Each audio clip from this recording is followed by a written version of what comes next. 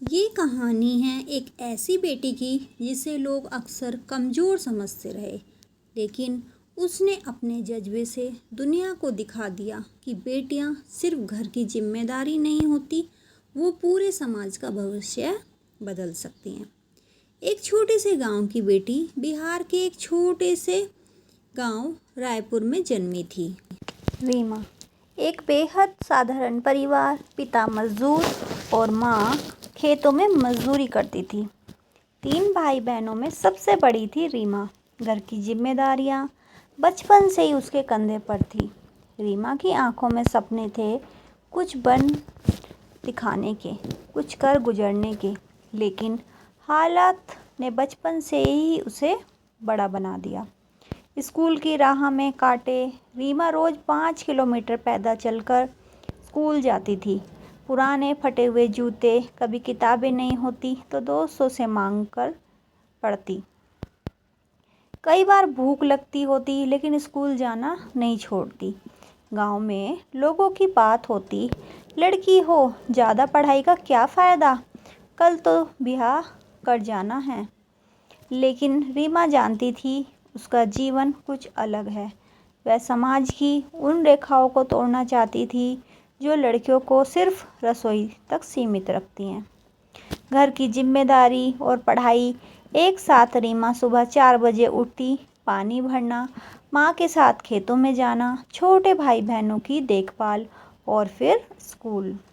रात को पढ़ाई करना। जब सब सो जाते, उसकी नींद से ज़्यादा ज़रूरी था सपना।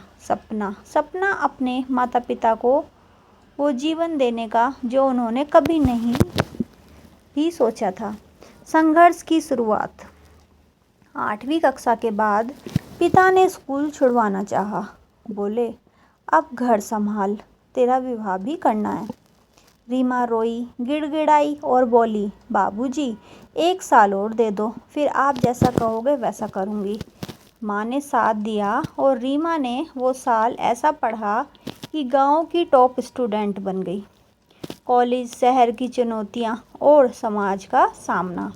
गांव से निकलकर जब कोई लड़की सपनों की ओर कदम बढ़ाती है तो सिर्फ दूरी नहीं बढ़ती, संघर्ष भी बढ़ते हैं, ताने भी और जिम्मेदारियां भी। कॉलेज का सपना और माँ की जिद। रीमा ने इंटर में जिले में टॉप किया। अखबारों में खबर छपी, रायपुर की बेटी ने रचा इतिहास। सरकार की ओर से छात्रवृत्ति मिली और एक अच्छे शहर के कॉलेज में दाखिला मिल गया। लेकिन पिता अब भी डरे हुए थे कि शहर और वो भी अकेले, लोग क्या कहेंगे। माँ ने फिर साथ दिया। लोग कुछ भी कहें, बेटी की मेहनत बेकार नहीं जाएगी, भेज दो। शहर की हकीकत। शहर आकर रीमा को लगा कि असली लड़ाई अब शुरू हुई है। साधारण कपड़े, देहाती बोलचाल और शहर की चमक दमक ने उसे एकदम अकेला कर दिया। कॉलेज में लोग उसका मजाक उड़ाते, गांव की लड़की कुछ भी समझती नहीं है, ऐसा करके उसकी मजाक उड़ाते थे। लेकिन रीमा जानती थी कि वे आवाज़ें उसे रोक नहीं सकती। हॉस्टल और नौकरी, साथ साथ सरकार की स्कॉलरशिप से हॉस्टल मिला, लेकिन बाकी खर्च उठाने को रीमा ने पार्ट टाइम नौकरी शुरू की। दिन कॉलेज, शाम नौकरी, रात में पढ़ाई। कभी कभी पेट खाली रहता लेकिन हौसला भरा हुआ था। कई बार बुखार में भी काम पर जाती क्योंकि उसके पास कोई दूसरा विकल्प नहीं था। ताने और अपमान। क्लास में कुछ लड़कियां उसका मजाक भी बनाती बहुत ज़्यादा। तू क्यों इतनी मेहनत करती है, आखिर करना क्या है। एक दिन प्रोफेसर ने सबके सामने पूछ लिया उससे कि रीमा, तुम क्यों इतना झुक कर पढ़ती हो, आराम से बैठा करो। रीमा ने जवाब दिया, सर जब पीठ पर जिम्मेदारी का बोझ हो तो शरीर अपने आप झुक जाता है। पूरी क्लास शांत हो गई। पहला सम्मान कॉलेज के आखिरी साल में रीमा ने विश्वविद्यालय में टॉप किया। एक अवार्ड फंक्शन में जब उसे मंच पर बुलाया गया तब वो साड़ी पहने खड़ी थी और उसकी आंखों में आंसू थे। मंच से उसने कहा, माँ के लिए प्यार में शब्द। अगर मेरी माँ ने मुझे 1 साल और न दिया होता तो मैं आज किसी रसोई में बर्तन धो रही होती। बेटियों को मौका दीजिए, वो कमाल कर सकती हैं। फिर होता है संघर्ष की ऊंचाइयाँ और परिवार का बदलता हुआ नज़रिया। इसमें रीमा के संघर्ष का फल नौकरी पाने की और उसके परिवार की सोच में आए बदलाव की गहराई। जब ज़िंदगी ठोकरें देती है तो इंसान या तो टूटता है या तरासा जाता है। उस समय में इंसान टूट जाता है, लेकिन उसे हिम्मत करके उठना होता है। उसको आगे का सोचना होता है। रीमा ने खुद को तरासा और अब वक्त था उस मेहनत को आकार देने का। नौकरी की दौड़। कॉलेज ख़त्म होते ही रीमा ने नौकरी की तलाश शुरू की। हर जगह इंटरव्यू दिए। कभी अंग्रेजी में कमज़ोर थी और कभी साधारण कपड़े होने पर लोग शक करते। एक बार एक ऑफिस में कहा गया, तुम्हें देखकर नहीं लगता कि तुम कॉर्पोरेट कल्चर में टिक पाओगी। रीमा मुस्कुराई और बोली, सर मैंने गरीबी से टिकना सीखा है, ये कल्चर भी सीख लूँगी। पहली नौकरी, सहमी शुरुआत। एक छोटी सी कंपनी में उसे असिस्टेंट की नौकरी मिली। तनख्वाह बहुत कम थी, लेकिन रीमा के लिए यह गर्व की बात थी। दफ्तर में लोग उसे छोटा समझते, लेकिन काम में कोई कमी नहीं छोड़ती। धीरे धीरे उसकी मेहनत में रंग दिखाया। 1 साल के अंदर ही प्रमोशन मिला और उसके बाद बड़ी कंपनी से ऑफ़र आए। परिवार का नज़रिया बदला। अब वो हर महीने पैसे घर भेजती। पिता अब चुप रहते। माँ हर दिन गांव की महिलाओं को बताती, मेरी बेटी शहर में ऑफिस जाती है, बड़ा काम करती है। वही पिता जो कभी पढ़ाई छुड़वाना चाहते थे, अब पड़ोसियों से कहते, हमारी रीमा आज टीवी पर आई थी, इंटरव्यू दिया है। समाज ने नज़रें बदली। अब जब रीमा गांव में आती तो लोग रास्ता रोककर आशीर्वाद देते, तू हमारे गांव की शान है बेटा। बेटियां भी बेटों से कम नहीं होती, यह तूने कर दिखाया। एक दिन वह स्कूल जाकर कभी किताबें मांगकर पढ़ती थी। उसे मुख्य अतिथि तौर पर बुलाया गया। बच्चों से कहा, कभी मत सोचो कि तुम कमज़ोर हो। हालात चाहे जैसे भी हों, अगर सपने बड़े हों तो रास्ते खुद बन जाते हैं।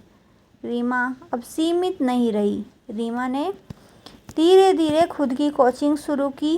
गांव की लड़कियों के लिए फ्री क्लासेस की। उसका उद्देश्य अब सिर्फ खुद का विश्वास नहीं था, वह औरों को भी उड़ने के लिए पंख देना चाहती थी। रीमा ने कहा, अगर एक लड़की को मौका मिले तो वो 100 लड़कियों की रोशनी बन सकती है। बेटी बनी प्रेरणा। रीमा का ग्लोबल मुकाम, उसकी सोच का विस्तार और पूरे समाज के लिए उसका प्रेरणादायक बन जाना दिखाया गया है। कुछ लोग मंजिल पाकर रुक जाते हैं, कुछ लोग खुद मंजिल बन जाते हैं और फिर लोग उसकी तरफ चलने लगते हैं। रीमा अब किसी राह पर नहीं चल रही थी, वो खुद राह बन रही थी। अंतर्राष्ट्रीय पहचान की शुरुआत।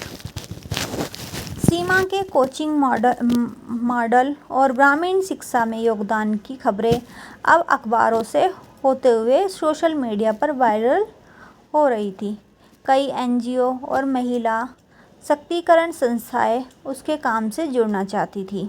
एक दिन उसे global women empowerment summit Dubai से भाषण देने का निमंत्रण आया। सीमा पहली बार देश से बाहर जा रही थी। पासपोर्ट बनवाने से लेकर वीज़ा इंटरव्यू तक हर स्टेप उसके लिए एक नया अनुभव था। भाषण जिसने दिल जीत लिया। दुबई के बड़े मंच पर जब रीमा खड़ी हुई तो आंखों में वही पुराना गांव तैर रहा था।